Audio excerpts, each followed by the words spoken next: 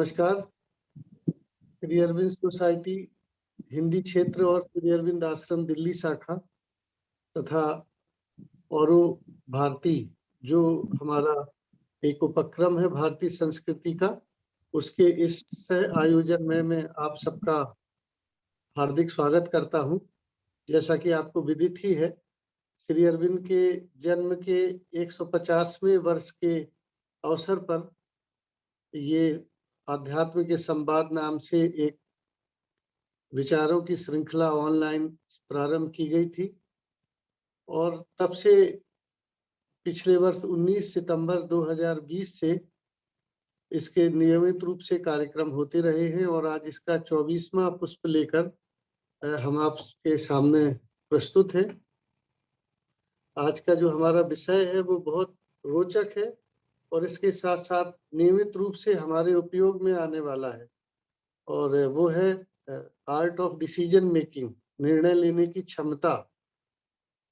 और अच्छी बात यह है कि चूंकि हमारा व्रत है कि हम विषयों को अध्यात्म के संदर्भ में समझने का, माता जी श्री अरविंद के आलोक में समझने का प्रयास करेंगे।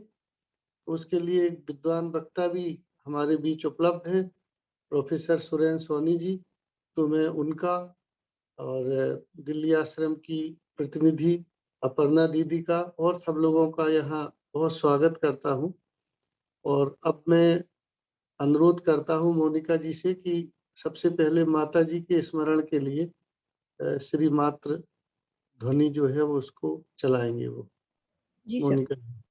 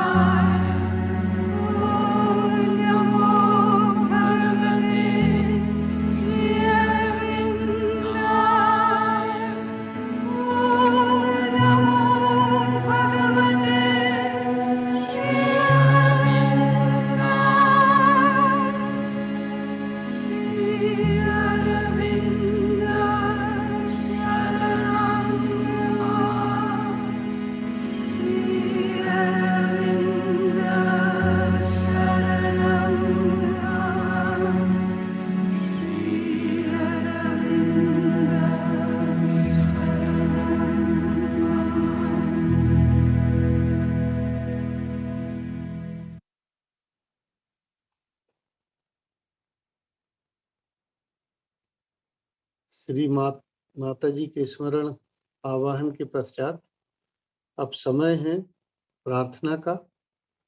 और आज हमारे बीच में हमारी उत्तर प्रदेश प्रांत में जो सहारनपुर शाखा है उसके सचिव श्री SP सिंह साहब हैं, और मैं उनसे निवेदन करूंगा कि वो श्री माता जी की प्रार्थना का वाचन करने का कष्ट करें। श्री SP सिंह साहब।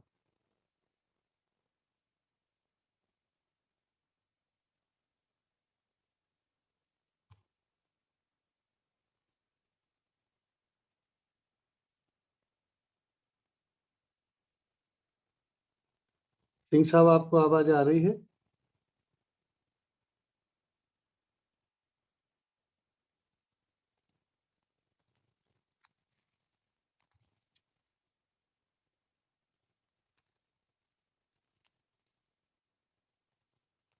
सिंह साहब, मुझे ऐसा लगता है उनकी शायद कनेक्टिविटी में कोई प्रॉब्लम है, तो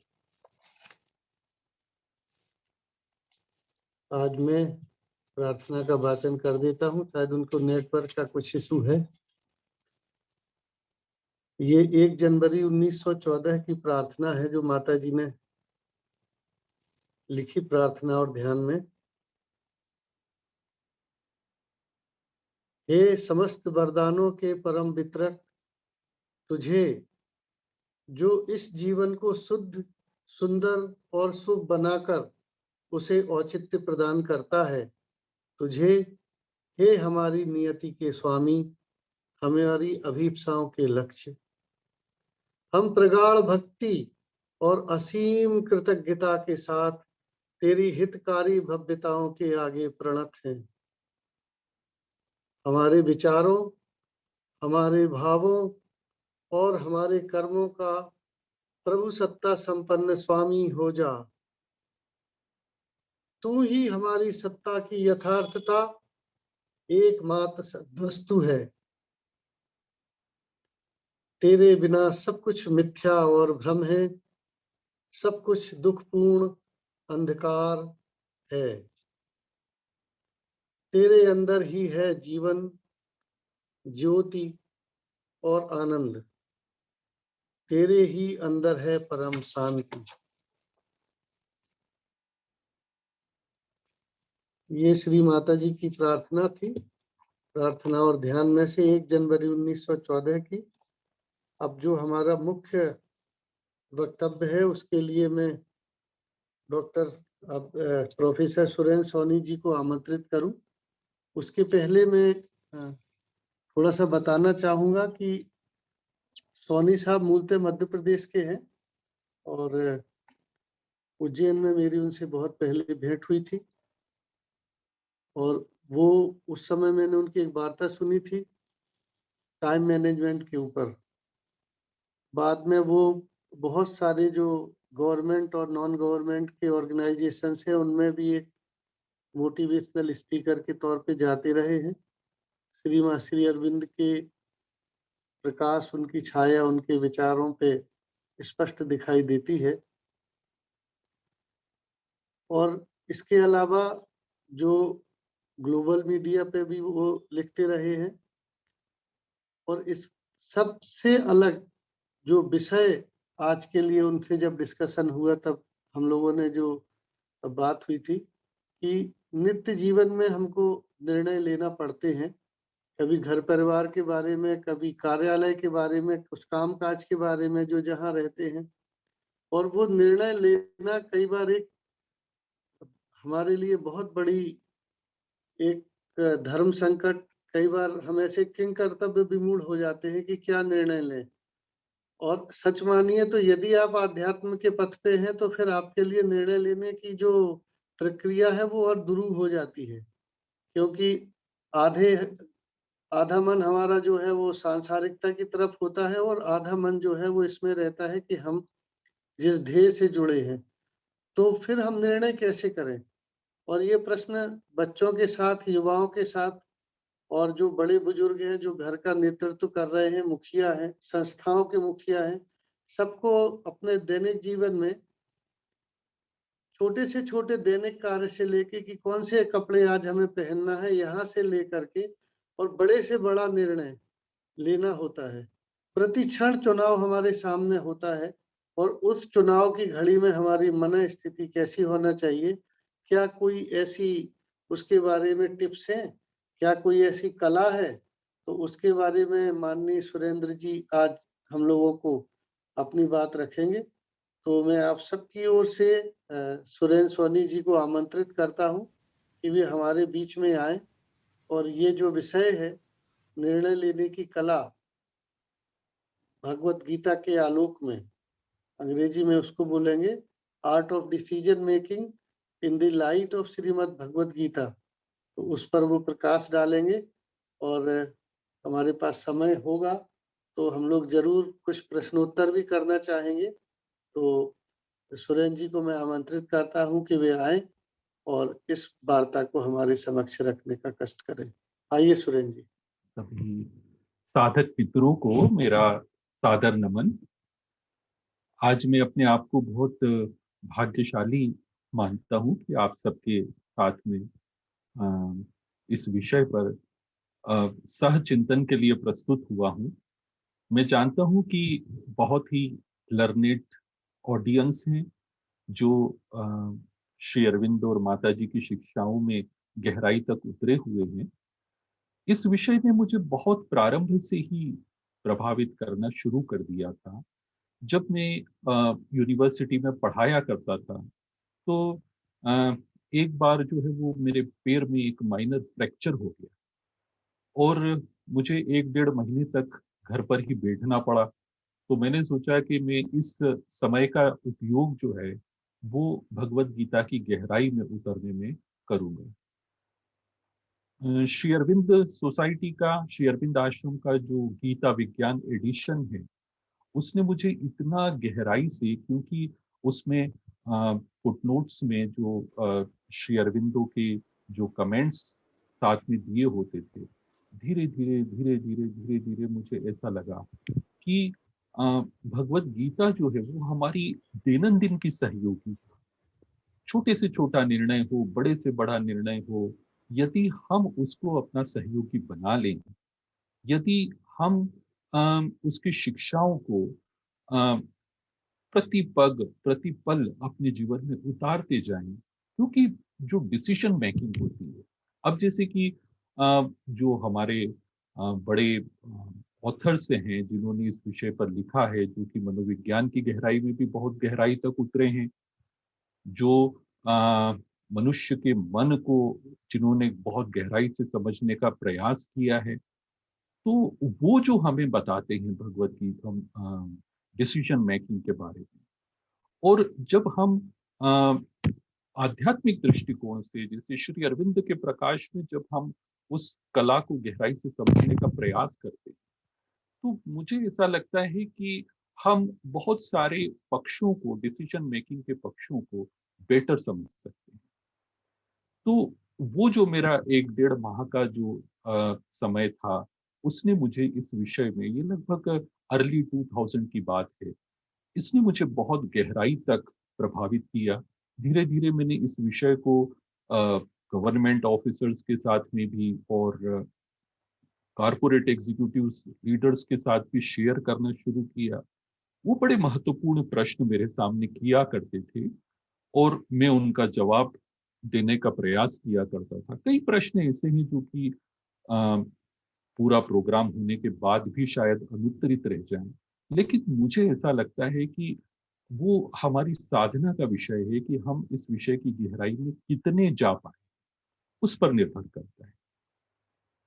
अब जैसे जो सेटिंग है भगवत गीता की, जहां से भगवत गीता का मैसेज प्रारंभ होता है, हम जानते हैं कि अ, अर्जुन जिस परिस्थिति में अपने आप को पाता है और जिस प्रकार की मन स्थिति, जिस प्रकार की चेतना की स्थिति उसकी हो जाती है, तो वो जो परिस्थिति है, वो जो चेतना की अवस्था है उसकी, मन की, प्राण की, देह की, क्योंकि तीनों ही पक्ष हम उसकी उसके व्यक्तित्व में देख सकते हैं। तो वो एक तरह से मेटाफर है। मुझे यूँ लगता है कि हम इस मेटाफर में हमको गहराई से उतरना चाहिए। अब जैसे जो अपने आप को एक डिलेमा में पाता है, life is full of dilemmas, चाहे छोटे डिलेमा हों, छोटी दुविधाएँ हों, बड़ी दुविधाएँ हों, तो दुविधाओं से भरा हुआ जीवन है। हम ये पाते हैं कई बार छोटी-सी दुविधा में उलझ जाते हैं कि कौन-सी ड्रेस मुझे पहनना चाहिए, कौन-सा खाना कौन-सी चीज़ हम नाश्ते में बनाएँ, कौन-सी चीज़ हम लंच डिनर में बनाएँ, छोटी से छोटी छोटे-छोटे डिलेमास भी होते हैं और बहुत बड़े डिलेमास से भी हम गुजरते हैं। तो ये जो डिलेमास हैं हमारी लाइफ, यदि हम उनको सिर्फ़ एक मन के परिप्रेक्ष्य में देखते हैं, तो हम ज़्यादा आगे नहीं बढ़ पाते। अब जैसे श्री अरविंद ने कहा है ना, ऑल लाइफ इज़ योगा। उसी तरह से मुझे लगता है आप सभी सहमत होंगे यदि हम यह कहें कि all life is decision making, all life is decision making. और all life is decision making को यदि हम ऑल लाइफ इज़ योगा के साथ में जोड़ दें, तो मुझे लगता है कि बहुत ही तीव्र गति से हमारी उन्नति अ, सिद्ध होने लगती। तो डिलेमास को हम किस प्रकार से देखें? और यदि डिलेमास के साथ में डिप्रेशन जुड़ जाता है, अवसाद जुड़ जाता है या विषाद जुड़ जाता है, तो फिर डिसीजन मेकिंग कितनी मुश्किल हमारे लिए हो जाती है। अब जैसे अर्जुन की जो परिस्थिति है और उसकी जो अ, अवस्था है, उसमें ये दोनों ही चीजें साथ में जुड़ी। वो न सिर्फ गहन दुविधा में है, गहन असमंजस की स्थिति में है, वो गहरे अवसाद में भी है, वो गहरे विषाद शब्द जो है वो मुझे विषाद शब्द को मैंने संस्कृत डिक्शनरी में से समझने की कोशिश की, तो मुझे ऐसा लगता है कि वो complete range of mind and consciousness को कवर करता है। जो भी हमारे मूड्स हुए, जैसे कई बार ऐसा होता है ना कि हमारा मूड ठीक नहीं है या फिर हमको ऐसा लगता है कि थोड़ा-सा गहराई तक हम अपनी उदासी को महसूस कर रहे हैं। डिप्रेशन को जिस प्रकार से साइकोलॉजी में या साइकियाट्री में जिस प्रकार से एक्सप्लोर किया गया है, डिप्रेशन के बहुत सारे रंग हैं, हम ये जानते हैं। तो वो जो एक कंप्लीट रेंज है हमारे मन की, हमारी चेतना की, जो कि नेगेटिविटी के उसमें रखी जा सकती है, वो सारी ही डिजेक्शन में या विषाद में कवर होती है। तो चाहे छोटे ही रूप में सही, उतने विकट रूप में तो भगवान न करे उस प्रकार की परिस्थितियाँ हमारे जीवन में नहीं आती, जिस प्रकार की परिस्थिति में अर्जुन ने अपने आप को पाया। लेकिन फिर भी अ, बहुत मेजर डिलेमास भी हमारी लाइफ में आते हैं। कई यंग लोगों के सामने, यंग बच्चों के सामने करियर का जो डायरेक्शन है, उसका भी डिलेमा रहता है। कई बच्चों के सामने विवाह करें या न करें, ये भी डिलेमा रहता है।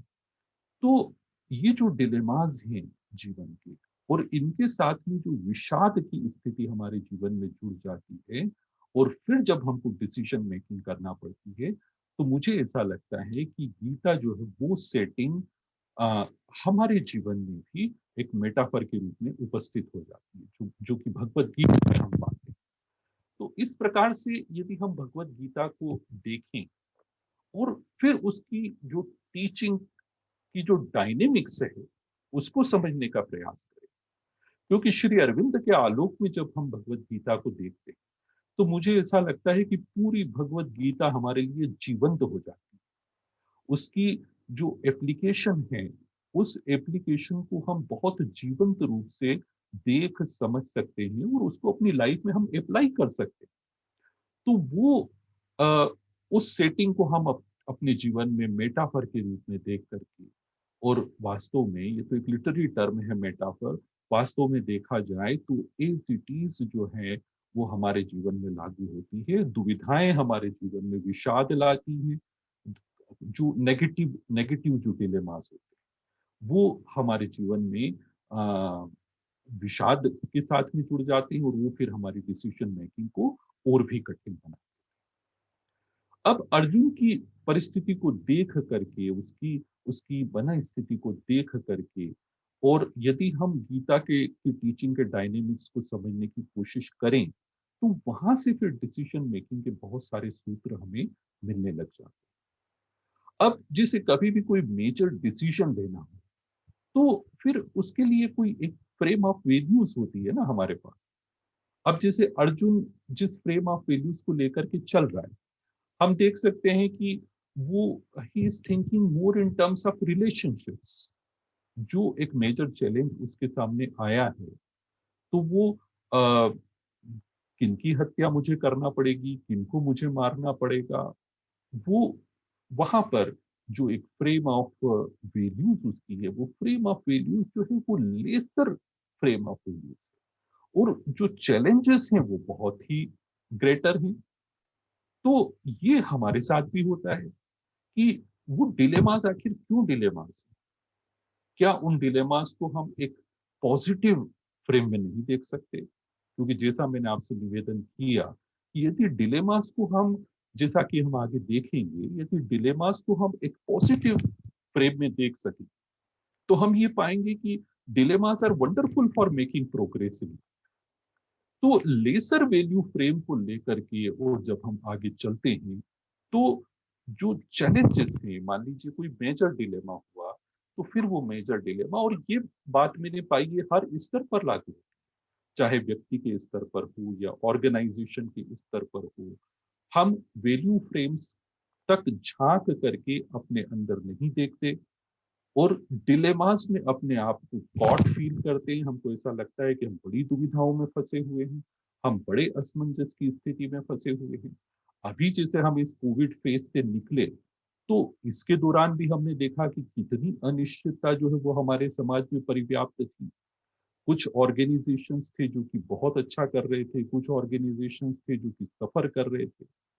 लेसर वैल्यू फ्रेम्स जब हमारे साथ होती हैं, तो हम मेजर डिलेमास को डील नहीं कर।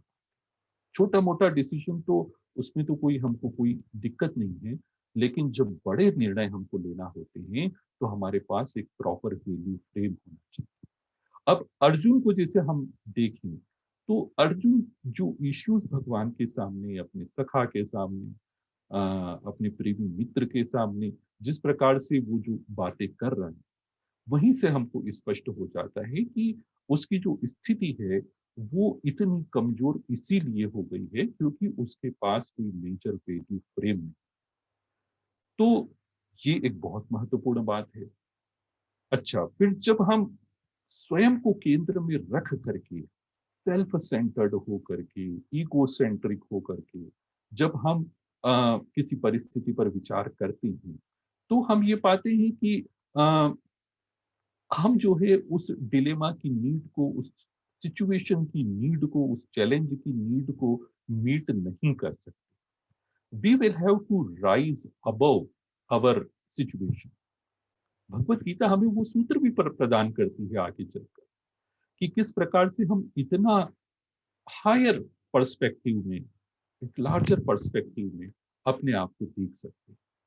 पर अर्जुन जो है वो पूर्ण रूप से आत्म केंद्रित है, वो पूर्ण रूप से ईगो सेंट्रिज्म में है, और उसका जो पर्सपेक्टिव है ना वो पूरा लूज हो गया है, जो एक लीडर के पास में होना चाहिए। हम ये पाते हैं कि वो आ, उतना जो है वो हायर पोजीशन में उठ करके और अपनी परिस्थिति को वो नहीं देख पा रहा। तो ये जो सारी अवस्था उसकी है, ये अवस्था जो है वो मेजर डिलेमास में हम भी अपनी पाते हैं। और उसके लिए, उन डिलेमा से निकलने के लिए आवश्यक होता है कि भाई हम उस एक नेरो, जो एक सेल्फ सेंटर्ड होकर के हम अपने बारे में सोच रहे हैं, पूर्ण जो आत्म केंद्रित होकर, अहम केंद्रित होकर के, और जो अपने और अपनी परिस्थिति के बारे में सोच रहे हैं, पूरा एक बृहत्तर परिदृश्य में अपने स्वयं की परिस्थिति पर विचार हम नहीं कर पाते, क्योंकि उसके लिए भी हमको अपनी गहराई में जाना पड़ेगा। बिना गहराई में गए हमको लार्जर पर्सपेक्टिव उपलब्ध नहीं हो सकता। तो ये जो परिस्थिति अर्जुन की है, इस परिस्थिति में हम भी अपने आप को पाते हैं। और अर्जुन के साथ में स्थिति ये है कि वो बिल्कुल ही जो है, जिसको वो कहता है ना, कार्पण्य दोषोपहत स्वभाव, एक वीकनेस ऑफ स्पिरिट जो वो फील करता है। पूर्ण रूप से इतना बड़ा योद्धा होकर के भी और इतनी कमजोरी में वो जो स्वयं को पाता है, तो उस प्रकार की जो कमजोरी है, जो एक वीकनेस ऑफ स्पिरिट हमारी भी हो जाती है।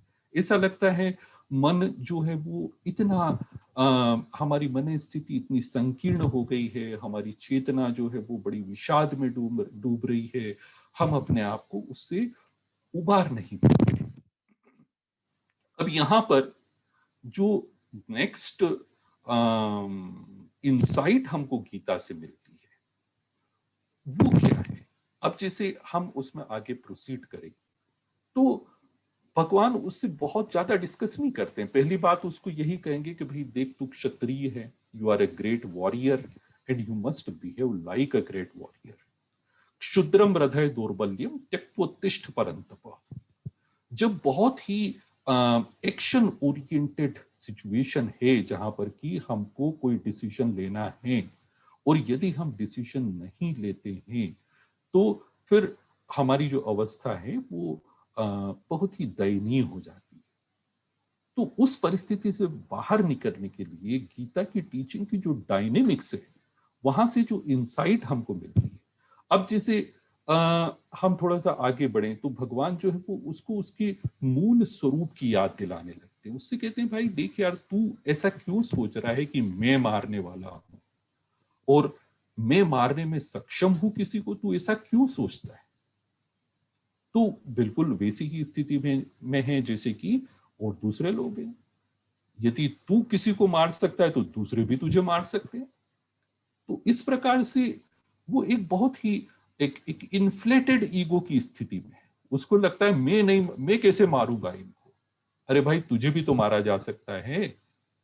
लेकिन इतना इन्फ्लेटेड ईगो है कि वो उस इन्फ्लेटेड ईगो में उसी इन्फ्लेटेड ईगो में दुर्योधन अलग तरह से व्यवहार कर रहा है, उसी इन्फ्लेटेड ईगो में अर्जुन दूसरी तरह से व्यवहार कर रहा है। अर्जुन, चूंकि अर्जुन के पास एक सर्टन वैल्यू फ्रेम है, इसलिए वो अपने आप को बहुत दयनीय अवस्था में पाता है, क्योंकि वो अपने गुरु पे बाण नहीं चलाना चाहता, अपने पितामह पर बाण नहीं चलाना चाहता और अपने भाइयों पर बाण नहीं चलाना चाहता है।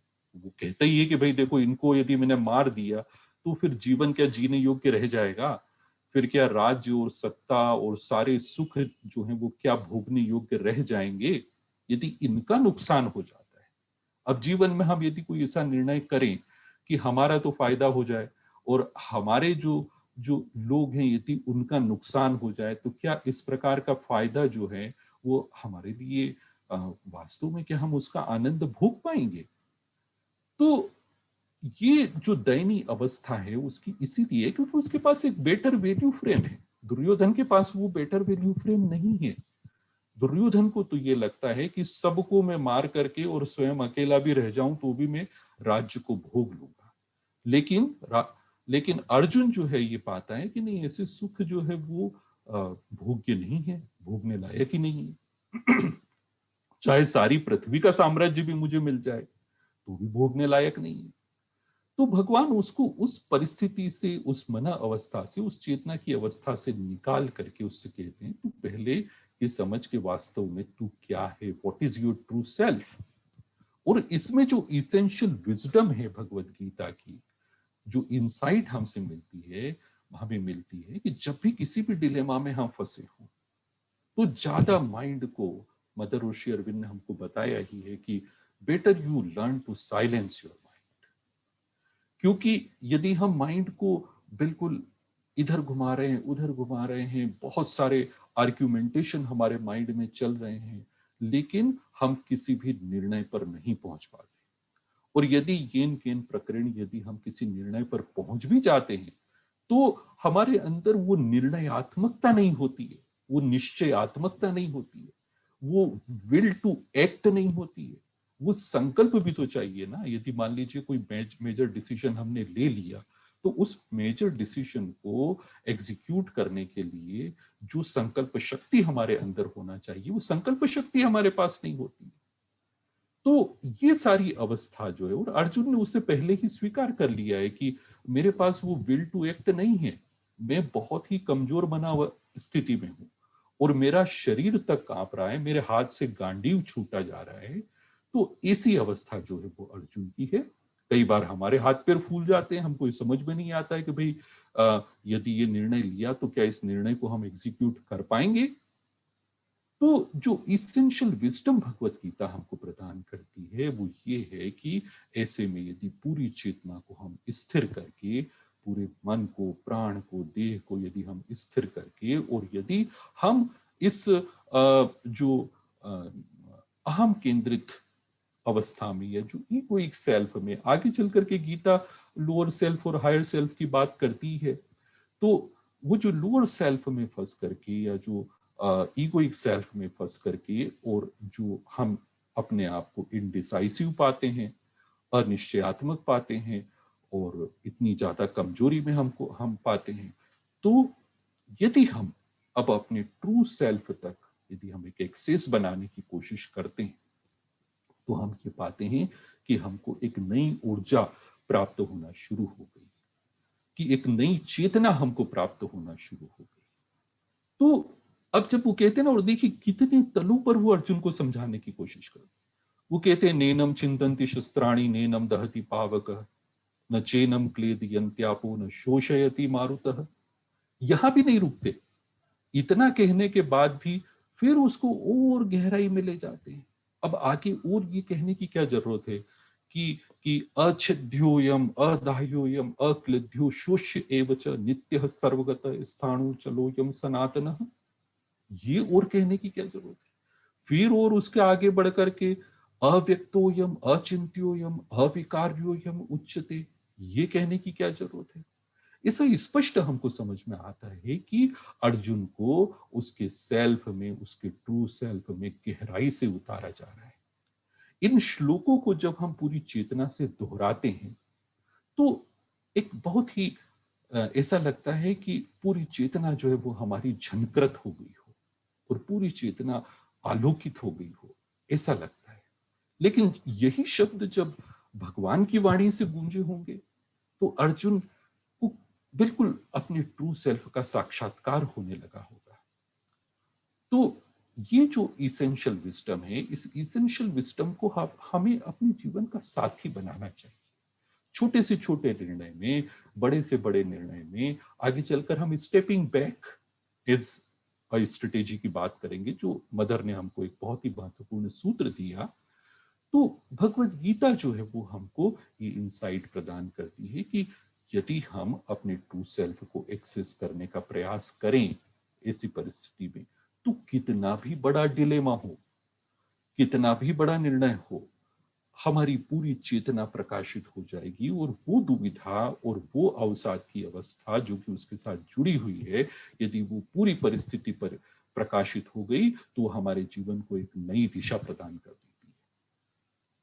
अब देखिए, थोड़ा और आगे बढ़े तो भगवत गीता हमको डायनेमिक्स ऑफ ह्यूमन इंटेलिजेंस में ले जाती है, क्योंकि आखिरकार हम अपनी बुद्धि का एप्लीकेशन तो करेंगे ही ना, और हम अपनी बुद्धि का एप्लीकेशन कैसे करें उसी पर सब कुछ निर्णय निर्भर करता है। अब जैसे व्यवसायत्मिका बुद्धि वाला जो श्लोक है, वो कहते हैं व्यवसायत्मिका बुद्धि रे केह कुरुनंदन बहुशाखा अनंताश्च बुद्धयो व्यवसायिना। अब यहां पर व्यवसायत्मिका बुद्धि रे केह कुरुनंदन, अब गीता प्रबंध में श्री अरविंद ने इतना वंडरफुली हमको व्यवसायत्मिका बुद्धि को एक्सप्लेन किया है, जो कि डिसीजन मेकिंग में सीधे सीधे अप्लाई होती है। अब जैसे वो कहते हैं, वास्तव में व्यवसाय शब्द जो है, विशेष रूप से मैं अपने जो भी यंग लोग जुड़े हों उनको मैं विशेष रूप से ये कहना चाहता हूं कि व्यवसाय शब्द जो है वो बहुत गहरे अर्थ लिए हुए है। व्यवसाय शब्द को सिर्फ बिजनेस या प्रोफेशन के रूप में देखने की जरूरत नहीं।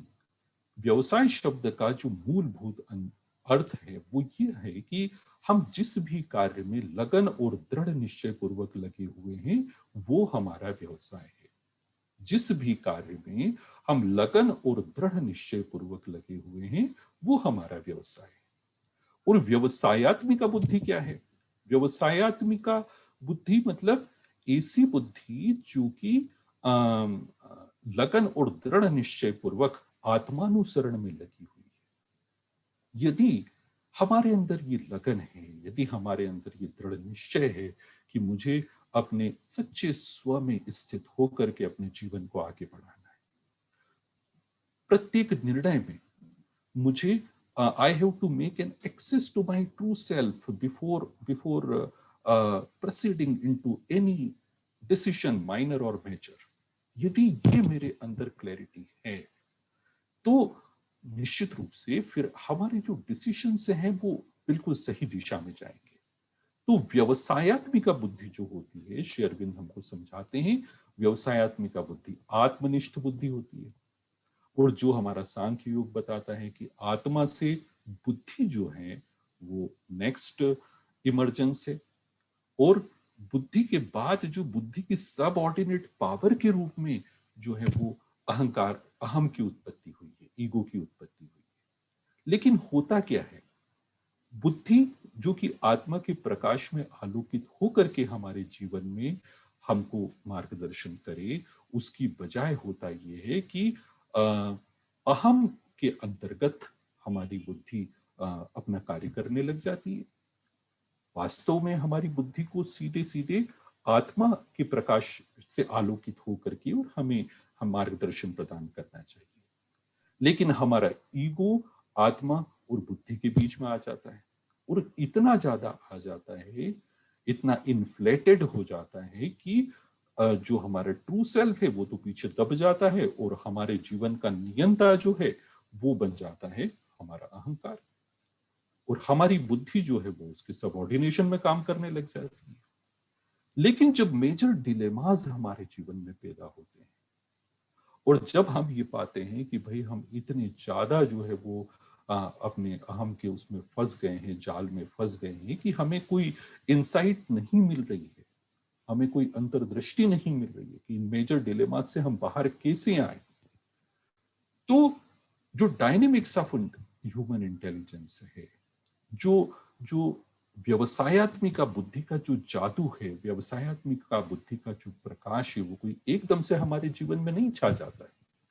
हमें निरंतर अपनी बुद्धि को व्यवसायत्मिका बनाना होगा, क्योंकि अभी हमारी जो बुद्धि है वो अव्यवसायत्मिका है। श्री अरविंद कहते हैं कि वो मन के हजार जो विचार हैं उनमें भी बहती रहती है, हजार कामनाओं में हमारी बुद्धि बहती रहती है, और यदि हजार कामनाओं में, हजार विचारों में यदि हमारी बुद्धि बहती रहे तो हमको कोई क्लैरिटी हो पाती है कि भाई जीवन में आगे कैसे बढ़ना है। छोटे से छोटे निर्णय में हम स्टक हो जाते हैं, मेजर डिलेमास की तो बात ही अलग हो जाती है। और होता यह है कि हमारी स्थिति जो है वो उस parable of the boiling frog की तरह हो जाती है कि जो निर्णय लेकर के, निश्चय करके और हमको जीवन में आगे बढ़ना चाहिए वो हम नहीं कर पाते। एक बहुत ही वंडरफुल पैराबल है, parable of the boiling frog. Management और लीडरशिप की पुस्तकों में उसका उल्लेख आता है। Parable of the boiling frog ये है कि यदि हम एक जैसे जैसे स्टोव पर हम पानी रखें उबलने के लिए, गर्म होने के लिए, तो उसमें यदि हम एक मेंढक को डाल दें, अभी पानी ठंडा है और हमने मेंढक को डाल दिया तो क्या होगा, वो मेंढक जो है उसमें धीरे धीरे पानी गर्म होगा, पानी बॉइलिंग पॉइंट तक पहुंच जाएगा, लेकिन वो उसमें से बाहर नहीं आएगा और उसी में रह करके और मर जाएगा। लेकिन यदि हम उबलते हुए पानी में मेंढक को डालते हैं तो एकदम से उछल के और उसमें से बाहर आ जाता है। Parable of the boiling frog हमको ये सिखाता है कि हम भी इस प्रकार से जीवन में गुनगुने पानी में धीरे धीरे, क्योंकि वो जो अनिर्णय और अनिश्चयात्मकता, कई सारे ऐसे डिसीजंस होते हैं हमारी लाइफ में जो हम नहीं लेते, हम उनको पेंडिंग रखे चले जाते हैं। और होता यह है कि धीरे धीरे जो परिस्थितियां हैं वो इतनी वार्म अप हो जाती है, बॉइलिंग पॉइंट तक पहुंच जाती है और हमारी सारी ऊर्जा को सूख लेती है, हमारी सारी जीवन चेतना को, हमारी सारी शक्ति को सूख लेती है। तो डायनेमिक्स ऑफ ह्यूमन इंटेलिजेंस जो है यदि हम उसको सही तरह से अपने जीवन में अप्लाई करना शुरू कर दें, तो छोटे से छोटा निर्णय हमको साधना में एक अगली अवस्था प्रदान कर देता है। मेजर डिसीजंस जो हैं वो तो हमको कहां ले जा सकते हैं हम कल्पना भी नहीं कर सकते। यदि हम डिलेमास का पॉजिटिव यूटिलाइजेशन करना सीख जाएं, क्योंकि हर डिलेमा जो है वो हमारे जीवन को बहुत आगे ले जाने में सक्षम है। वो इतनी उन्नति हमको प्रदान कर सकता है जिसकी हम कल्पना भी नहीं कर सकते। The yoga of intelligence, the all life is yoga के साथ में यदि हम all life is decision making and all decision making is yoga, यदि हम इस भावना के साथ में आगे बढ़ें तो हम ये पाएंगे कि हमारे लिए जीवन जो है वो बहुत ही अद्भुत होता चला जाए। तो पहली बात तो ये है कि पहली अंतर्दृष्टि महत्वपूर्ण वो ये है कि किसी भी डिलेमा में यदि हम अपने आप को पाएं और यदि वो बहुत ज्यादा हमको व्यथित कर रहा है, वो यदि हमको किसी गहरे अवसाद या विषाद में यदि हमको उतार रहा है, तो ये बहुत ही आवश्यक है कि हम अपने ट्रू सेल्फ तक बार बार अपनी पहुंच बनाएं और आप ये पाएंगे कि वो डिलेमा अब आपके लिए उन्नति का कारक बन गया। वो हमारे लिए बहुत आगे बढ़ाने वाली स्थिति बन जाती है। हमारी पूरी चेतना जो है वो उस डिलेमा की वजह से आलोकित हो जाती है। तो व्यवसायत्मिका बुद्धि और जो डायनेमिक्स ऑफ ह्यूमन इंटेलिजेंस है वो हमको अपने जीवन में समझना होगा। अब जैसे हम थोड़ा और आगे बढ़ें तो हम ये पाते हैं कि भगवत गीता जो है वो हमको डिजायर और डिसीजन मेकिंग के भी में भी एक इंसाइट प्रदान करती है।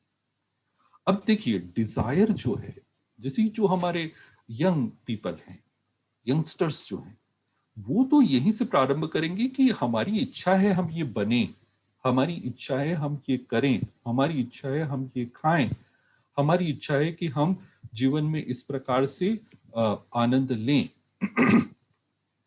और कोई डिजायर होती है उसी के बेसिस पर उनकी डिसीजन मेकिंग चलती है। उनके अंदर जो इच्छा हुई, उनके अंदर जो कामना हुई, उस कामना से वो डिसीजन मेकिंग में प्रोसीड करते हैं। लेकिन डिजायर जो है मनोविज्ञान में जो रिसर्च है वो ये हमको बताती है कि डिजायर जो है वो हमको ठीक से डिसीजन मेकिंग नहीं करने देती। मान लीजिए मेरी यदि ये इच्छा है कि मैं आइसक्रीम खाऊं, तो ठीक है, मैं आइसक्रीम खाने के लिए प्रवृत्त हो जाता हूं। लेकिन मुझे आइसक्रीम अभी खाना है या नहीं खाना है, मुझे आइसक्रीम मेरे स्वास्थ्य के लिए अभी ठीक है या नहीं है, मुझे खाना चाहिए या नहीं खाना चाहिए। थोड़ा सा जो जो लोग थोड़ा सा जैसे शुगर के पेशेंट होते हैं, तो कई बार ऐसा लगता है कि उनको डिजायर को कंट्रोल करना मुश्किल हो जाता है। हम सभी के लिए डिजायर को कंट्रोल करना मुश्किल हो जाता है। तो डिजायर और डिसीजन मेकिंग ये एक बहुत ही महत्वपूर्ण बात है और हमको ये समझना चाहिए कि डिजायर को हम हैंडल कैसे करें। वो तो एक प्रकृति का महत्वपूर्ण तत्व है ना। और वो जो प्रकृति का महत्वपूर्ण तत्व कहें या प्रकृति की एक महत्वपूर्ण फोर्स है, और उस फोर्स को हमें अपना सहयोगी भी बनाना है। मदर ने कहा है कि वाइटल को हमको अपने साथ में, यदि वो हमारा सहयोगी बन जाए ना, होता यह है कि जैसे स्पिरिचुअल प्रैक्टिस में आगे बढ़ते हैं तो वाइटल जो है वो डिप्रेशन में जाता जाता है, क्योंकि हमको वाइटल को हैंडल करना नहीं आता। हमको वाइटल की ब्यूटी चाहिए, हमको हमको वाइटल की जो फोर्स है वो चाहिए। जीवन में उत्साह की कमी क्यों होना चाहिए? तो ये उत्साह की जो कमी हो जाती है डिजायर को जो एक गलत तरह से हैंडल करने में, और फिर वो हमारी डिसीजन मेकिंग में भी बाधक बनता है।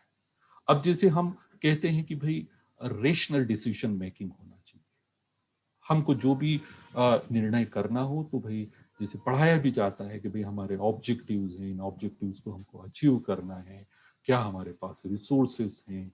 हम सारे विकल्पों को देखते हैं और उन विकल्पों का मूल्यांकन करते हैं, इवेल्युएशन करते हैं, और फिर हमारा एक्शन प्लान हम तैयार करते हैं।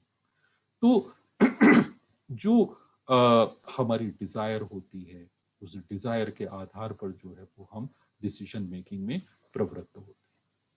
लेकिन जो वर्सेस भगवत गीता में आगे आते हैं, जैसे स्थित प्रज्ञता के वर्सेस को ले लें, जो 54, 55 onwards until the end of the second chapter, जो वर्सेस हैं उनको यदि हम देखें तो वो बहुत ही गहरी दृष्टि हमको प्रदान करते हैं। और श्री अरविंद और माता जी की शिक्षा इतनी खिल करके और यहाँ पर सामने आती है, जैसा मैंने आपको कहा कि उनके आलोक में पूरी गीता एक एक शब्द जो है वो उसका हमारे सामने जीवंत हो जाता है। तो अब जैसे पहले ही वर्ष में वो कहते हैं, प्रजहात यदा कामान सर्वान पार्थ मनोगतान आत्मन्यवात्मना तुष्टः स्थित प्रज्ञस्त दोच्यते। अब ये बड़ी अद्भुत बात है। जो व्यक्ति बैटल फील्ड में खड़ा हुआ है, जो व्यक्ति एक बहुत ही चैलेंजिंग सिचुएशन में अपने अपने को पाता है, जो कि राज्य के लिए लड़ाई लड़ रहा है, उससे हम कह रहे हैं कि उससे भगवान कह रहे हैं कि भाई देख, तू सारी कामनाओं का परित्याग कर दे, तू सारी कामनाओं से ऊपर उठ जा। अब ये बड़ी अद्भुत बात है। यदि यदि मैं किसी यंग व्यक्ति से कहूं कि भाई देख, डिजायर और एम्बिशन को तू अलग रख दे, डिजायर और एम्बिशन से तू ऊपर उठ जा, तो हमको ये लगेगा कि अरे ये तो बहुत ही मतलब जो है मैं ऐसी बात कह रहा हूं जो कि एप्लीकेबल ही नहीं है। तो डिजायर और डिसीजन मेकिंग जो है वो हम ये पाते हैं कि भगवत गीता जो हमको इंसाइट यहाँ पर प्रदान कर रही है, उस इंसाइट को हमको ठीक से समझने की आवश्यकता है। प्रजहाति यदा कामान सर्वान पार्थ मनोगतान, और उसके आगे चल करके एक दो वर्सेस को यदि हम छोड़ दें तो फिर वो कहते यदा संवर्ते चायम कुर्मुग्ना नीव सर्वश इंद्रियाणिंद्रियार्थेभ्यस्तस्य प्रज्ञा प्रतिष्ठिता। समाधि की जो बात है इन वर्सेस को हम जो एक ओल्ड पर्सपेक्टिव है उसमें हम समाधि के रूप में देखते हैं, तो निश्चित रूप से समाधि तो वहां पर है ही। जो एक ट्रांस की, श्री अरविंद कहते हैं कि एक ट्रांस की इंटेंसिव एनर्जी जो है वो उसमें होती है, लेकिन उसको उसका जो स्पिरिचुअल डायनेमिक्स है, जो उसका जो कॉन्शियसनेस का डायनेमिक्स है, उसको समझ करके और आगे बढ़ना बहुत जरूरी है। यदा संवर्ते चायम कुर्मुग्ना नीव सर्वश, वो कहते हैं जिस प्रकार से कछुआ जो है वो अपने अंगों को समेट लेता है, उस प्रकार से तू भी अपनी इंद्रियों को उनके विषयों से समेट करके यदि तू कोई मतलब प्रवृत्त होगा तो तेरी बुद्धि में स्थैर्य आएगा, तेरी बुद्धि स्टेबल होगी। स्टेबल इंटेलिजेंस तो हमको भी चाहिए ना। यदि हमारी हमारी जो बुद्धि है वो स्टेबल नहीं है, यदि हमारी इंटेलिजेंस स्टेबल इंटेलिजेंस है, यदि उसमें कंसिस्टेंसी नहीं है, तो फिर क्या होगा? तो वास्तव में ये जो डायनेमिक्स ऑफ कॉन्शियसनेस है, आगे चल करके जिसे वो कहते हैं ना, ध्यायतो विषयान पुंस संगस्तेषु उपजायते संघात संजायते कामात क्रोधो विजायते, पूरा dynamics of consciousness Shri Aurobindo के प्रकाश में यदि हम देखें, यदि हमने जो भी ऑब्जेक्ट ऑफ डिजायर है, उस ऑब्जेक्ट ऑफ डिजायर से हमने यदि अपने आप को इस प्रकार से अटैच कर लिया कि हम जो है वो उससे ऊपर उठ करके और उसके प्रोस एंड कॉन्स को यदि हम नहीं देख पा रहे हैं, तो वो डिजायर जो है या वो एम्बिशन हमको लाइफ में कहाँ लीड करके ले जाएगी, पता चला कि वो सारी हमारी गलत दिशा हो गई। तो एक ये बहुत ही, चाहे छोटी इच्छा हो या बड़ी इच्छा हो, एकदम से उसमें जाने की बजाय क्या हम अपने आप को थोड़ा सा समेट सकते हैं? ठीक है, डिजायर को पूरा नकारने की जरूरत नहीं है, लेकिन डिजायर में एकदम से पढ़ने की भी जरूरत नहीं। यदि हम अपने आप को थोड़ा सा समेट करके, अब जैसे आगे मदर समझाती है, स्टेपिंग बैक, यदि ये कला हमें आ जाए, यदि गेटिंग अनस्टक होने की कला हमारे अंदर आ जाए, कोई इच्छा उत्पन्न हुई और हम उसमें स्टक हो गए, कोई महत्वाकांक्षा उत्पन्न हुई और हम उसमें स्टक हो गए, यदि स्टेपिंग बैक की कला कितनी महत्वपूर्ण है। अब देखिए, स्टेपिंग बैक जो है, अब वो देखा जाए तो भगवान उसको स्टेपिंग बैक ही करवा रहे हैं। उससे कह रहे हैं कि भाई देख, तू जो है अभी थोड़ा सा अपने अंदर जा, ये सारी जो जो इश्यूज तेरे अंदर खड़े हो रहे हैं, इन इश्यूज को तू थोड़ी थोड़ी देर के लिए ड्रॉप कर, तू ये रियलाइज कर कि वास्तव में तू शुद्ध आत्मा है, यू आर प्योर सेल्फ, ये तू रियलाइज कर, step back with in your self. तो ये स्टेपिंग बैक की कला यदि हर डिजायर के साथ में उसकी फुलफिलमेंट के पहले यदि हम इस प्रैक्टिस को डेवलप कर लें, we should develop it as a practice. कोई भी चीज खाने की इच्छा है तो just step back a little, एकदम से स्टक होने की जरूरत नहीं है उस डिजायर में।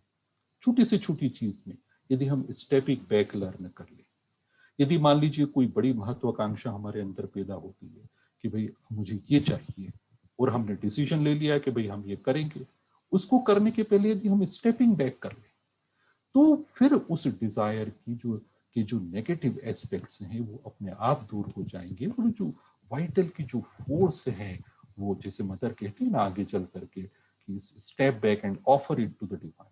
भोजन करने से पहले भी हम भगवान को ऑफर करें।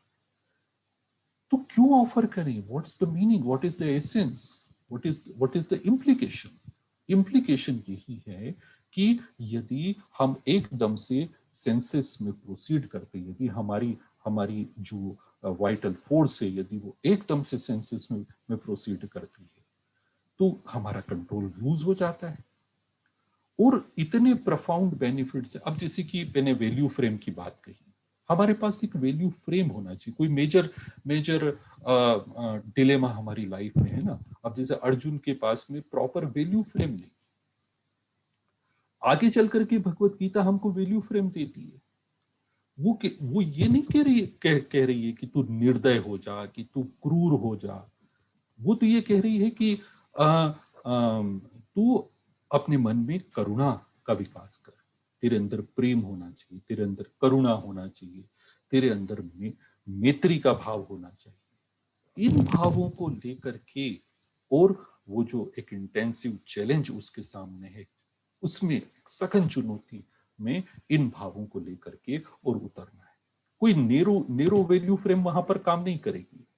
लेकिन यदि हृदय में करुणा है, और यदि ये लग रहा है कि नहीं भाई ये परिस्थिति है, चाहे किसी भी सीवियर चैलेंज हो, उस सीवियर चैलेंज में मुझे कोई सीवियर एक्शन भी लेना पड़े, लेकिन यदि मेरे पास मेरे हृदय में सबके प्रति प्रेम है, सबके प्रति करुणा का भाव है, तो फिर जो निर्णय मेरे होंगे, फिर जो एक्शन मेरी होगी, फिर मेरी जो जिस प्रकार से मैं एक्शन में प्रवृत्त करूंगा, उस एक्शन का नेचर ही बदल जाता है।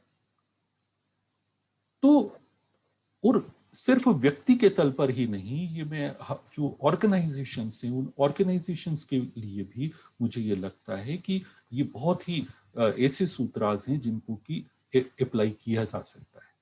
अब जैसे कि उदाहरण के लिए हम सिर्फ अपने वैल्यू फ्रेम को समझ पाते हैं, दूसरों के वैल्यू फ्रेम्स को नहीं समझ पाते। हम हमारी सिचुएशन को समझ पा रहे हैं, हमारे पर्सपेक्टिव को समझ पा रहे हैं, दूसरों के पर्सपेक्टिव को नहीं समझ पाते।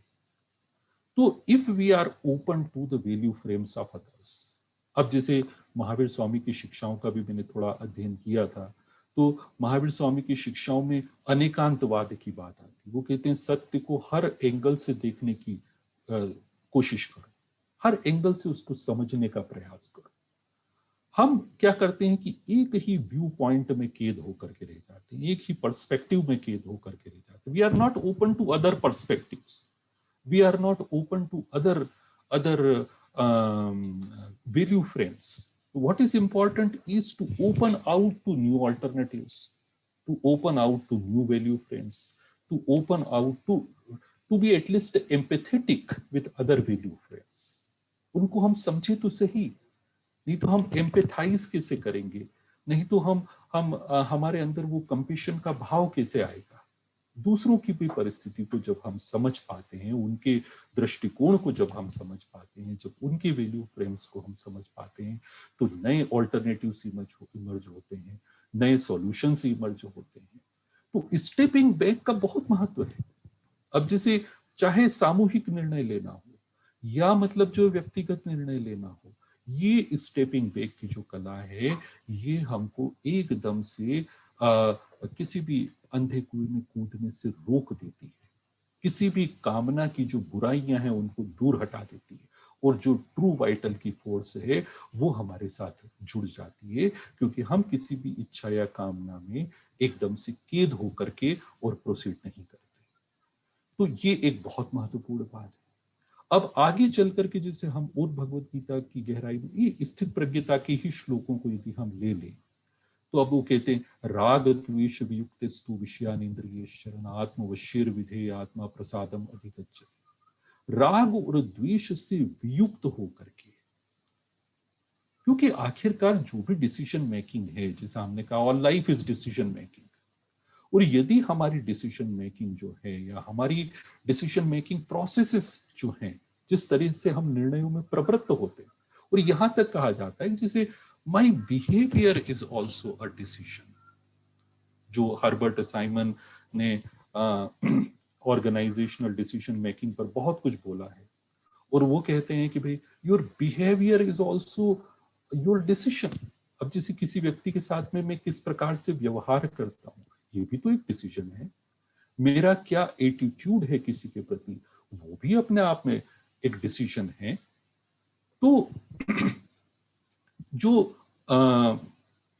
बुद्धि योग गीता में आता है, अब जैसे वो कहते हैं राग द्वेष वियुक्त, न तो राग के साथ neither proceed with attachment nor proceed with malice. यदि हम अटैचमेंट से प्रोसीड करते हैं किसी चीज में तो भी हम उसमें फंसने लग जाते हैं, यदि हम मेलिस से प्रोसीड करते हैं तो भी हम फंसने लग जाते हैं। और जो एक ऑब्जेक्टिव डिसीजन मेकिंग होना चाहिए, decision making in the higher light होना चाहिए, सिर्फ ऑब्जेक्टिव डिसीजन मेकिंग की बात नहीं है। जैसा मैंने निवेदन किया कि वास्तव में हमारे हर डिसीजन जो है वो हमको जीवन में बहुत आगे ले जाने में सक्षम है। तो जो बुद्धि योग है, अब जैसे आगे चलकर वो कहते हैं नास्ति बुद्धिर युक्तस्य न चायुक्तस्य भावना न चाभावैतर शांति अशांतस्य कुतः सुखम। नास्ति बुद्धिर युक्तस्य, जिनकी बुद्धि युक्त नहीं है उनकी वास्तव में बुद्धि ही नहीं है। ऐसी बुद्धि को भगवत गीता वास्तव में बुद्धि का दर्जा ही नहीं देती। जो बुद्धि युक्त बुद्धि नहीं, और युक्त बुद्धि से तात्पर्य यह है कि ऐसी बुद्धि जो कि अपने मूल से जुड़ी हुई है, जो अपनी आत्मा से, जहां से उसकी उत्पत्ति हुई है, जहां से वो पावर इमर्ज हुई है, उससे यदि वो कनेक्टेड है तो हमारा हर एक डिसीजन जो है वो हमारे जीवन में उन्नति का साधक बन जाता है। तो बुद्धि योग आगे चल करके 10वें अध्याय में तो वो कह ही रहे हैं ना, वो कहते मत चित्ताह मदगत प्राणाह बोध यंतः परस्परम। तो तू मेरे चित्त वाला हो जा, तू मेरे प्राण वाला हो जा। मत चित्ताह मदगत प्राणाह, न सिर्फ मन के विचार, हमारे प्राण की हर गति जो है वो उस सुप्रीम कॉन्शियसनेस, उस सुप्रीम डिवाइन के अंतर्गत चलना चाहिए। और फिर आगे कह देते हैं तेषाम सतत युक्ता नाम, ऐसे जो लगातार युक्त जो जो मनुष्य होते हैं उनको मैं बुद्धि योग प्रदान करता हूं। तो ये जो बुद्धि योग है, यदि हम इसमें धीरे धीरे गहराई में उतरे, क्योंकि हमारी बुद्धि का सही उपयोग करना तो हमारे जीवन का लक्ष्य है ही ना। क्योंकि यदि हमने हमारी बुद्धि का सही उपयोग नहीं किया तो हमारी बुद्धि निश्चित रूप से हमको, यदि वो लोअर सेल्फ में है तो वो हमको मिसगाइड कर देती है, वो हमको मिसलीड कर देती है, क्योंकि हम अपने अहंकार के ही आधार पर सारे निर्णय लेने पे तुले हुए हैं। हम एक उच्चतर अवस्था में, न कोई हमारे पास कोई हायर पैरामीटर्स हैं डिसीजन लेने के लिए, ना हमारे पास कोई हायर पर्सपेक्टिव है हमारा डिसीजन लेने के लिए। तो जो लोअर सेल्फ में जब हमारी बुद्धि कैद होती है, जो अहंकार के अंतर्गत जब वो काम करती है, तो वो बिल्कुल ही अलग दिशा में हमको ले जाती है, वो अव्यवसायत्मिका हो जाती है। और यदि वो वही बुद्धि, यदि वो हायर सेल्फ में काम करती है तो वो व्यवसायत्मिका हो जाती है, वो हमको इतनी ऊंचाई प्रदान करना प्रारंभ कर देती है, चाहे एक व्यक्ति के रूप में या एक ऑर्गेनाइजेशन के रूप में। हम ये पाते हैं कि हमारा जीवन जो है वो बहुत ही ऊंचाइयों को छूने लगा है। वही डिलेमास जो कि हमको पहले अवसाद में ले जाते थे, Why should dilemmas take us into depression and dejection? Dilemmas can take us to the heights of our consciousness if we know how to make use of that particular situation. तो उन डिलेमास को यदि हम अपनी उन्नति के लिए सीढ़ी बना लें तो हम ये पाएंगे कि हमारा जीवन जो है वो उच्चतर मकाम पर आगे बढ़ता जा रहा है। और ये हमको भी, हमारे लिए भी जरूरत है, ये हमारे ऑर्गेनाइजेशंस के लिए भी जरूरत है, ये हमारी पूरी सोसाइटी के लिए जरूरत है। पूरा एक पैराडाइम शिफ्ट की जरूरत है। जैसा कि श्री अरविंद ने हमको बताया है कि हम किस प्रकार से as a society, as individuals, as society, as organisations, Shri Aurobindo की शिक्षाओं को हमको अप्लाई हायर लेवल पर करते चले जाना है। अब देखिए, हम हायर विजन की बात करते हैं, हायर वैल्यूज की बात करते हैं, हायर गोल्स की बात करते हैं और उनके अटेनमेंट और एक्चुअलाइजेशन की बात करते हैं। लेकिन होता क्या है, हम कितना भी हायर विजन हमारे पास हो, कितनी भी हायर वैल्यूज हमारे पास में हो, लेकिन लोअर सेल्फ में यदि हम कैद हैं, यदि हम इगोइक सेल्फ में कैद हैं, तो क्या होता है, वो पूरे विजन का स्वरूप बदल जाता है, पूरी वैल्यूज जो हैं उनका स्वरूप बदल जाता है, पूरे लक्ष्य का स्वरूप बदल जाता है। और जो एक ऊर्जा हमारे पास में होना चाहिए उस विजन को एक्चुअलाइज करने की, उन वैल्यूज को लेकर के जीने की, उन लक्ष्यों को, उच्चतर लक्ष्यों को चरितार्थ करने की, वो हमारे लिए संभव ही नहीं हो पाता। क्यों संभव नहीं हो पाता है? क्योंकि उनके लिए जो हायर एनर्जी चाहिए वो तो हमको हायर सेल्फ से प्राप्त होती है। कहीं से कोई प्रकाश की किरण हमको मिल जाती है और उसको जो है वो हम अपने उसमें लेकर के और अपनी लाइफ में प्रोसीड करते हैं। लेकिन उन विजन को, उन हायर विजन्स को, उन हायर वैल्यूज को, उन हायर गोल्स को अपने जीवन में चरितार्थ करने के लिए जो हमारी बुद्धि है वो हायर डोमेन में, जो हमारा हायर डोमेन ऑफ कॉन्शियसनेस है, जिसको श्री अरविंद ने हायर सेल्फ कहा, और 6th चैप्टर में वो अर्जुन से कह ही देते हैं, उद्धरेद आत्मनात्मानम आत्मानम अवसादयेत, कि भाई तू ये जो उच्चतर सेल्फ है इसकी लाइट में लोअर सेल्फ पर विजय प्राप्त कर। और एक और बात, क्योंकि समय की कमी है, तो अनसर्टेनिटी का जो दौर हमारे जीवन में होता है, अनिश्चितताओं में जो हमारा जीवन आगे बढ़ता है, अभी जो फेज था इसमें भी हमने बहुत अनसर्टेनिटी देखी है। और अनसर्टेनिटी जो है वो यदि हम अपने लोअर सेल्फ में रह करके, जहां पर कि हम चिंताओं से घिरे हुए हैं, हम तनाव से घिरे हुए हैं, हम यदि तनाव से घिरे हुए हैं, तो क्या होता है, ये होगा कि वो जो अनसर्टेनिटी है वो हमारे लिए एक बहुत ही और बड़े तनाव का विषय बन जाती है, बहुत बड़ी चिंता का विषय बन जाती है। लेकिन यदि उसी हायर सेल्फ में अनसर्टेनिटी को यदि हम देखें तो हम ये पाते हैं कि उस अनसर्टेनिटी में भी हमको अपॉर्चुनिटीज दिखने लग जाती है, क्योंकि एक नई लाइट में हम उस परिस्थिति को देख रहे हैं, हायर लाइट में उस अनसर्टेनिटी को हम देख पा रहे हैं। तो डिसीजन मेकिंग जो है वो बहुत सारी अंतर्दृष्टि भगवत गीता अपने गर्भ में समाये हुए है। आई एम वेरी सॉरी, मैं चाहता था कि और भी मैं इस विषय को थोड़ा सा गहराई तक एक्सप्लोर करूं, लेकिन समय कम है।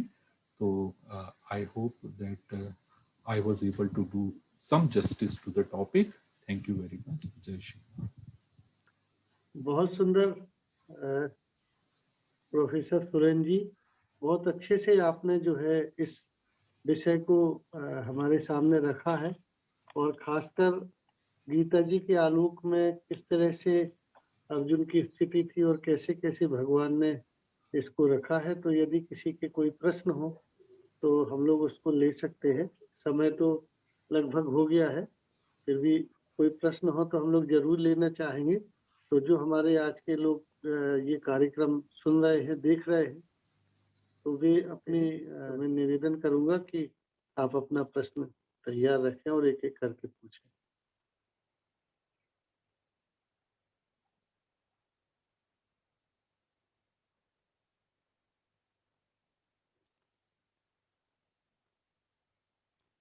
कोई प्रश्न है किसी का?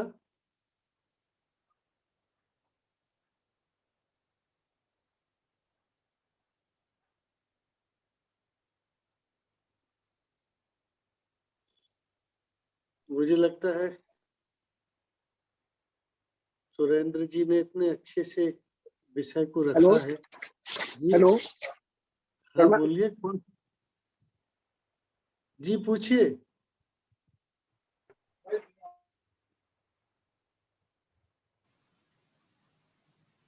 किसी की आवाज आई थी, बोलना चाहते हैं, प्रश्न पूछना चाहते हैं?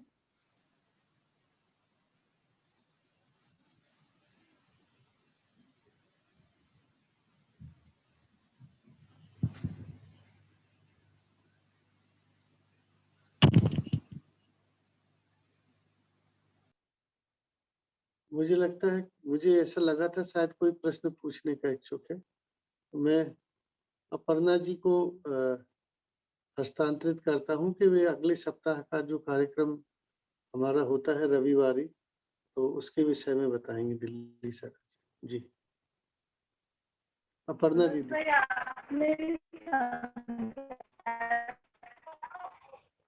आप कैसे हो? और मैं स्टूडेंट भाई को पहले नमस्ते करना चाहती हूँ और अपना परिचय देना चाहती हूँ। मैं भी आपके समान ही जमला जी की पुत्री हूँ और स्टूडेंट भैया पहचाना नहीं होगा क्योंकि हम लोग एक दो बार मिले हैं।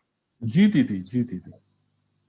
और बेलू से मुझे समाचार मिला था कल का अपनी इस वार्ता का, फिर मनोज भाई के पास से खबर बहुत अच्छा लगा। और ये विषय इतना ज्यादा उपयोगी विषय था जिसे हम हर दिन ही सोचा होते हैं। इस प्रश्न से कहीं ना कहीं हम टकराते हैं निर्णय की क्षमता से, खासतौर पे अगर हम आध्यात्मिकता के रास्ते पर आए।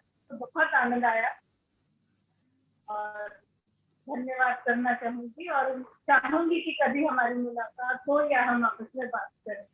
थैंक यू दीदी, जरूर। उसके बाद मनोज भाई आपने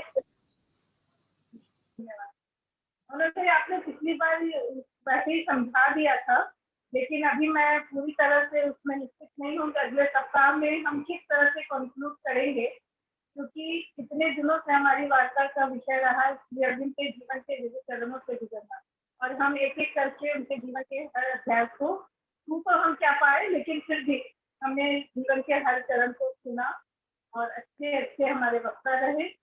तो हम लोग अगले रविवार को सभी वक्ताओं से मैं बात कर रही हूँ और उस हिसाब से इसको कंक्लूड करेंगे और फिर एक नए सिरे से अर्जुन के 150वें जन्म उत्सव के को ध्यान में रखते हुए एक नई धारा शुरू करने की योजना हमारी है। इससे मैं आप सबको अगले रविवार ही अवगत कराऊंगी। मनोज भाई आप कुछ कहना चाहते हैं इसको और स्पष्ट करने के लिए? तो प्लीज। हेलो पर्याप्त है दीदी जी। हेलो हाँ बोलिए, कोई कुछ बोल रहा है? हाँ जी, अमित बख्शी बोल रहा हूँ। जी बोलिए। ये मैंने पहला सेशन अटेंड किया सोनी जी का जी और काफी अच्छा सेशन लगा, काफी कुछ जानने के लिए मिला। इवन दो बंद है अमित जी, कैमरा क्यों बंद है?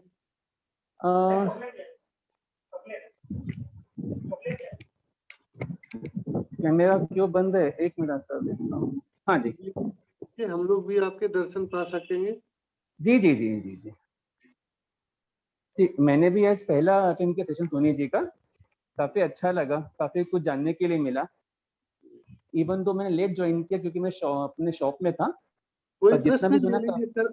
अच्छा अमित जी अच्छा अगर कोई सुना। प्रश्न हो तो प्रश्न लीजिए, समय बहुत हो गया, प्रश्न हो तो प्रश्न ले लीजिए। नहीं प्रश्न अभी ऐसा कुछ है नहीं मेरे पास, मैंने अपने से फोन किया था बस अभी फोन किया।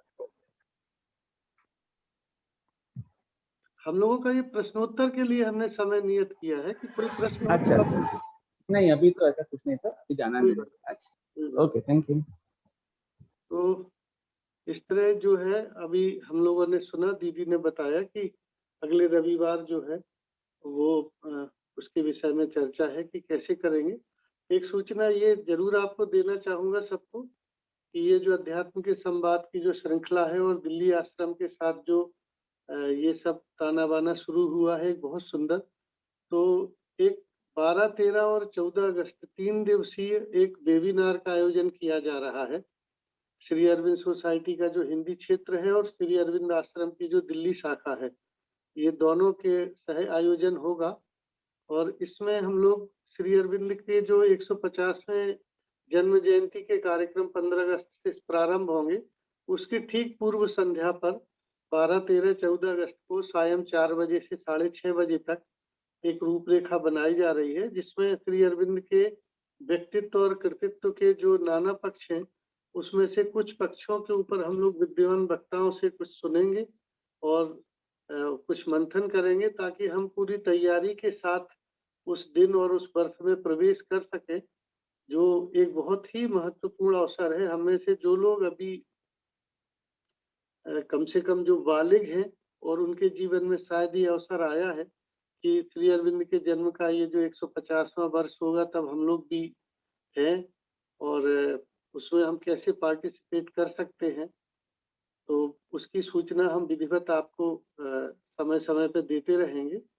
और जैसा कि अभी सुरेंद्र सोनी जी ने बोला, तो मैं उसको सिर्फ इतना कंक्लूड करना चाहूँगा कि माताजी ने उस विषय में जो कहा है, माताजी कहती हैं कि एकमात्र सच्चा मनोभाव है विनम्रता का भाव।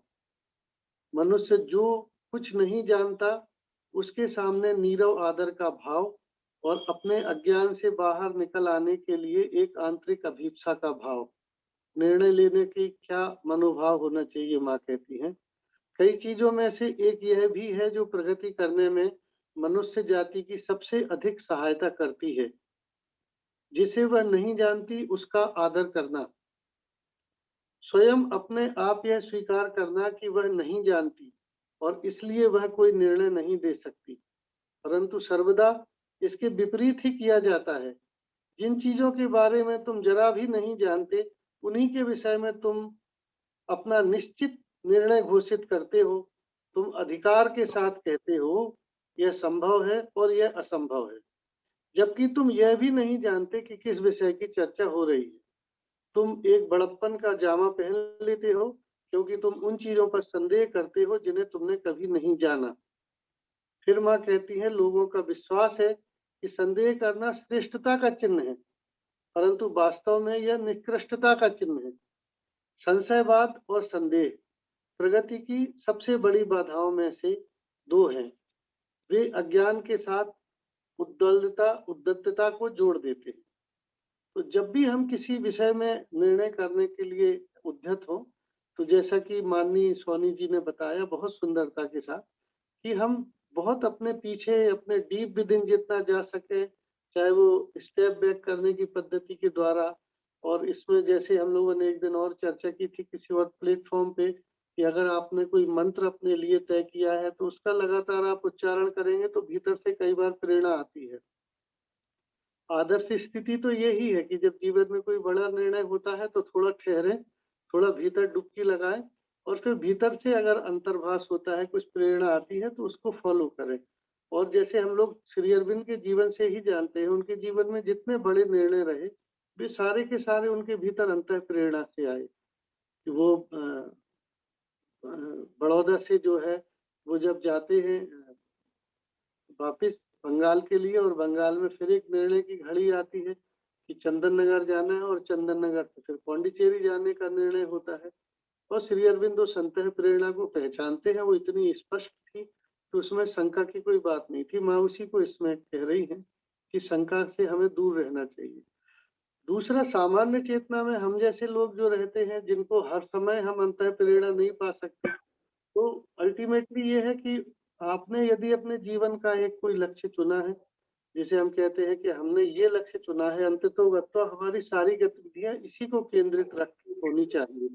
तो जब भी आप निर्णय लेते हैं तो आप ये जरूर ध्यान रखें कि मैंने अपने जीवन का जो लक्ष्य चुना है, जैसे जो आध्यात्मिक पथ से जुड़े हुए साधक हैं, वे किसी भी स्कूल ऑफ स्पिरिचुअलिटी से जुड़े हो, तो उनने अगर अपने उच्चतर जीवन का आत्मा के उन्नयन का निर्णय लिया है, तो निर्णय लेते समय ये जरूर सोचे कि हमारा ये जो निर्णय है वो क्या हमारा जो अल्टीमेट एम है इस जीवन का, उसकी तरफ आगे कदम बढ़ाएगा या उससे पीछे ले जाएगा। तो ये कुछ ऐसे बिंदु हैं कि जिसमें हम लोगों को ये जरूर सोचना चाहिए कि हम जो जीवन में निर्णय लेते हैं अंततोगत्वा उसका क्या फर्क पड़ेगा हमारे स्वयं के जीवन पे, परिवार के जीवन पर और सबसे बढ़कर उस लक्ष्य पर जिसके लिए हम लोग व्रती हैं अपने अपने जीवन में। तो ये कुछ सार बातें थी जो मुझे जैसी समझ में आई कि सद्भावना में यदि हम रहेंगे तो निर्णय निष्पक्ष ले सकते हैं। ट्रांसपेरेंट तो होते ही है, जो अध्यात्म में होगा वो ट्रांसपेरेंट होगा। तो जितने ज्यादा, जैसे माँ कहा करती थी कि always always behave as if the mother is looking at you, और श्री अरविंद उसमें कहते हैं because she is indeed present. जब भी निर्णय करें, जब भी हम बिहेव करें तो ऐसे करें कि माँ हमें देख रही है, और माँ, यदि माँ के सामने हम किस तरीके से बिहेव करेंगे, किस तरीके से निर्णय करेंगे, ये हमारे लिए बहुत महत्वपूर्ण हो जाता है। तो मैं अंत में प्रोफेसर सुरेंद्र सोनी जी को बहुत हृदय से आभार व्यक्त करूंगा कि उन्होंने इतनी सुंदरता से इस विषय को हमारे बीच में रखा है। और अब आज के हमारे कार्यक्रम की भी समाप्ति का समय है, तो मैं मोनिका जी से निवेदन करूंगा कि वो श्री माँ का संगीत जो है थोड़ा सा इसमें ऑन करेंगे, ताकि हम सब भगवती माँ को कृतज्ञता ज्ञापित करेंगे, और उसके बाद फिर आज के इस कार्यक्रम का विसर्जन होगा। मोनिका जी, सब भगवती माँ को कृतज्ञता ज्ञापित करेंगे, और उसके बाद फिर आज के इस कार्यक्रम का विसर्जन होगा।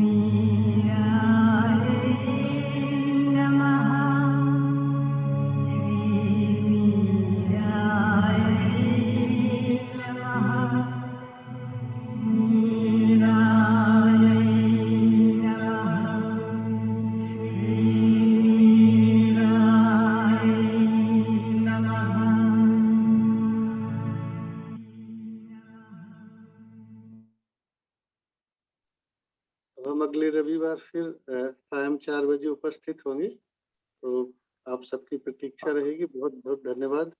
जय श्री माँ। प्रणाम भैया, मनोज भैया को प्रणाम। प्रश्न इस पे जरूर पूछ सकते हैं।